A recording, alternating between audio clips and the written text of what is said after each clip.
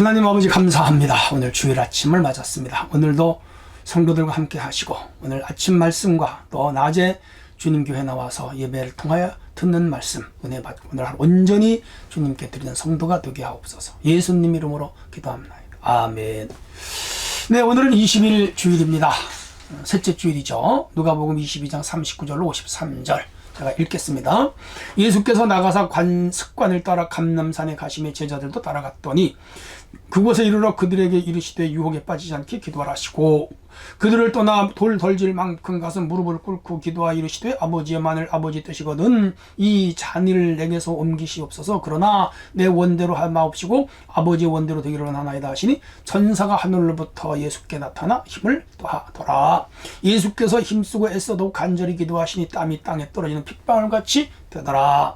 기도 후에 일어나 제자들에게 가서 슬픔을 인하여 모든 잠든 것을 보시고 이르시되 어찌하여 자느냐 시험에 들지 않게 일어나 기도하라 하시니 말씀하실 때 한 무리가 오는데 12 중에 하나인 유다라는 자가 그들을 앞장서 와서 예수께 입을 맞추려고 가까이 하는지라. 예수께서 이르시되 유다야 내가 입맞춤으로 인자를 파하시니 그의 주위 사람들이 그 되뇌를 보고 여짜오되 주여 우리가 칼로 치리까 하고 그 중에 한 사람이 대제사장의 종을 쳐 오른쪽 귀를 떨어뜨린지라. 예수께서 일러 이르시되 이것까지 참으라 하시고 그 귀를 만져 낫게 하시더라. 예수께서 그 잡으러 온 대제사장들과 성전의 경비대장들과 장로들에게 이르시되 너희가 강도를 잡는 것과 같이 검과 몽치를 가지고 왔느냐. 내가 날마다 너희와 함께 성전에 있을 때에 내게 손을 대지 아니하였도다. 그러나 이제는 너희 때요 어둠의 권세로다 하시더라. 아멘. 착잡합니다. 본문을 읽으면은. 자, 오늘 주제는 기도로 무장하고 끝까지 참는 제자입니다. 자, 오늘 새벽 말씀 들으시고 또 낮에는 교회 오셔서 예배 드리셔야 되죠.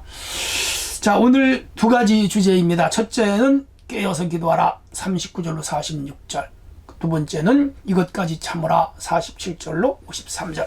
네, 그렇게 되겠습니다.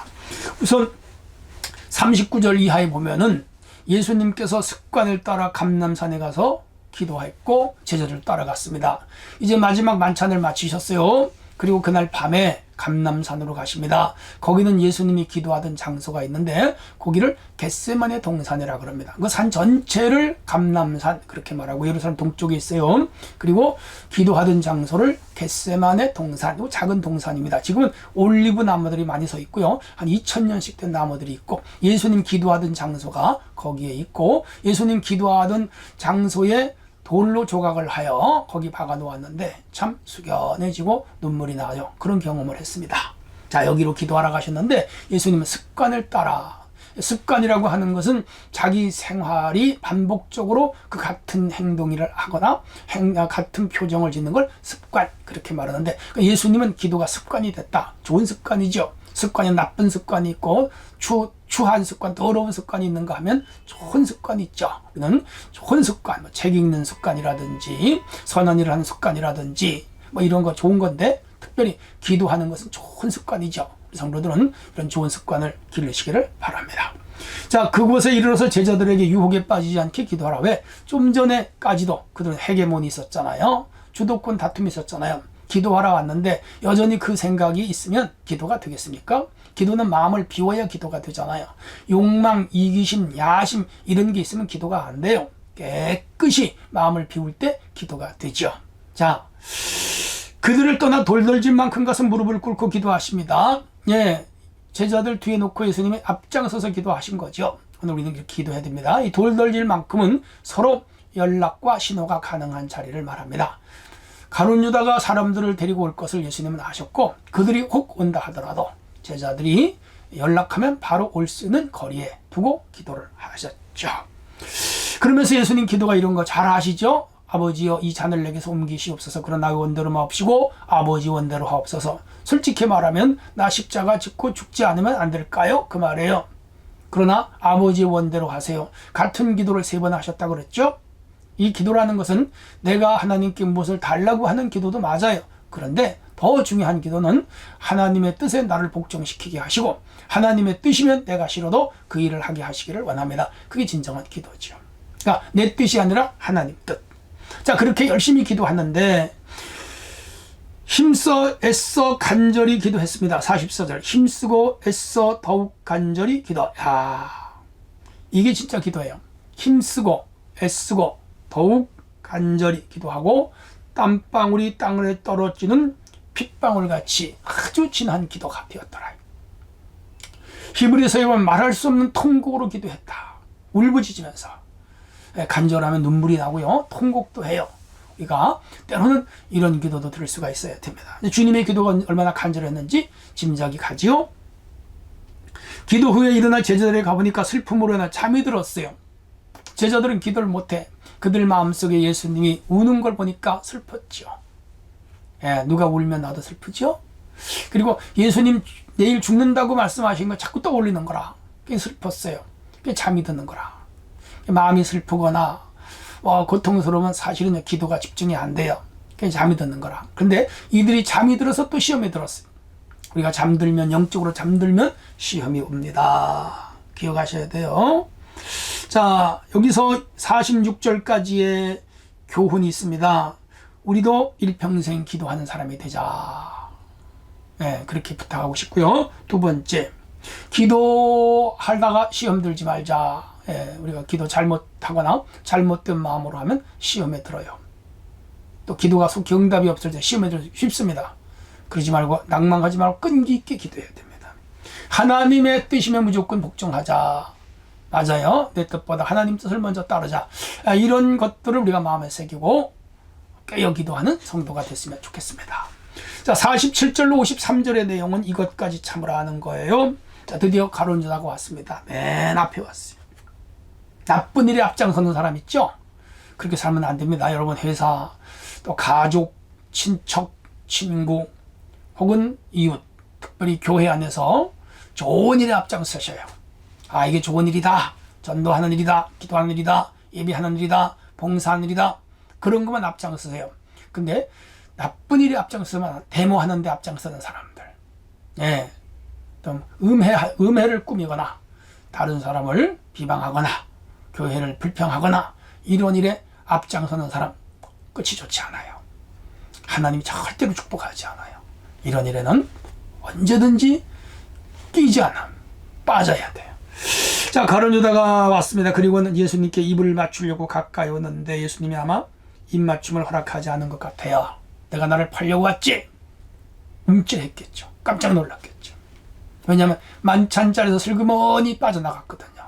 그 전에 가서 대제사장들과 성전 경비들하고 예수님 팔아버릴 거 돈 받고 다 거래했거든요.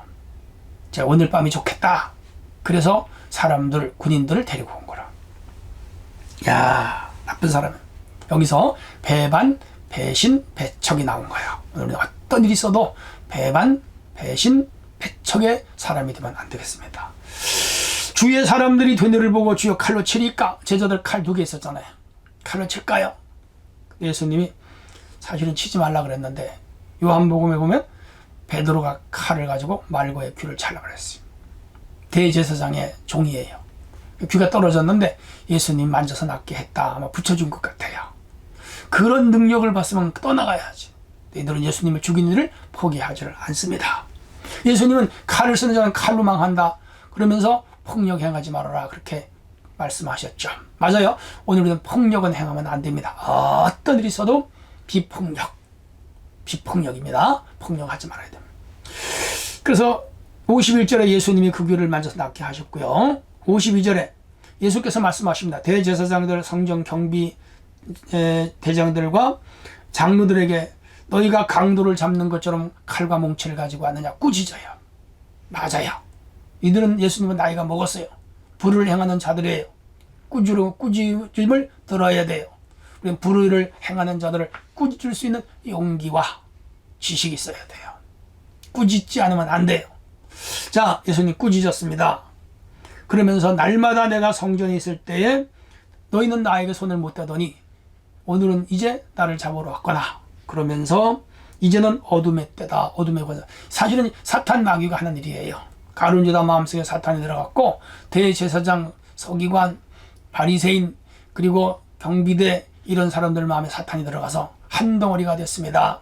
불의한 일로 하나가 되는 그 각자의 마음에는 이미 사탄이 장악했습니다. 어둠의 권세가 장악을 했습니다. 그래서 그들이 어두운 일을 하는 것입니다. 그들은 결국은 하나님께 버림을 받죠. 기억하셔야 됩니다. 자, 이렇게 해서 예수님이 잡혀가십니다. 여기서 주시는 교훈이 있습니다. 첫째, 내부 배반자가 되지 않도록 우리는 살아가자. 맞아요. 정치를 봐도 내부 배반자, 이런 사람들. 또 전쟁에서도 내부 배반자에 의해서 무너집니다. 한 국가도 내부 배반자들, 그게 이제 고정간첩들이죠. 이렇게 되면 나라가 망하죠. 오늘 우리는 내부 배반자가 어딜 가든지, 직장이든지 사업이든지 혹은 가족이든지 혹은 무슨 뭐 동호회라든지 동창회라든지 이런 데서 나쁜 일에 앞장서지 말고요. 교회 안에서도 하나님의 교회를 해치는 일에 우리가 절대로 주동이 돼서는 안 되겠습니다. 종교인의 양심을 팔지 말아야 됩니다. 대제사장, 이스라엘의 지도자, 영적 지도자, 성전 경비 대장들, 그리고 장로들, 그 사회에서 어른들이에요. 사회적 지위가 있는 자들이에요. 힘이 있는 자들이에요. 말빨이나 있는 자들이에요. 그런데 양심을 팔아버렸어요. 오늘 우리가 살아가면서 이 양심을 팔지 않도록 살아가야 됩니다. 또 하나는 폭력을 행하지 말아야 됩니다. 이 가룟 유다와 그들은 예수님을 잡으려고 검과 칼을 가지고 왔어요. 폭력으로 대했어요. 또 그들을 귀를 폭력으로 잘라버렸어요. 예수님은 양쪽을 다 꾸짖은 거예요. 오늘 기독교는 비폭력 무저항입니다. 우리가 잘못에 대해서는 지적할 수 있지만 폭력적으로 하는 것은 안 되죠. 우리 사회에 아직도 언어 폭력이 있습니다. 정서적인 폭력이 있습니다. 물리적인 폭력이 있습니다. 안 되죠. 러시아는 우크라이나를 폭력으로 무기를 가지고 지금 전쟁을 걸어왔습니다. 무서운 폭력이죠. 많은 사람이 죽잖아요. 얼마나 슬퍼요. 오늘 우리는 이런 죄악을 저지르는 사회가 되서는 안 되고 국가가 돼도 안 되겠죠. 자, 아무튼 주님의 가르치심을 마음에 새기고 오늘 거룩한 주일에 하나님 은혜가 있기를 바랍니다. 하나님 감사합니다. 오늘도 주신 말씀을 휘어잡고 승리한 하루가 되게 하옵시기를 예수님 이름으로 기도합니다. 아멘.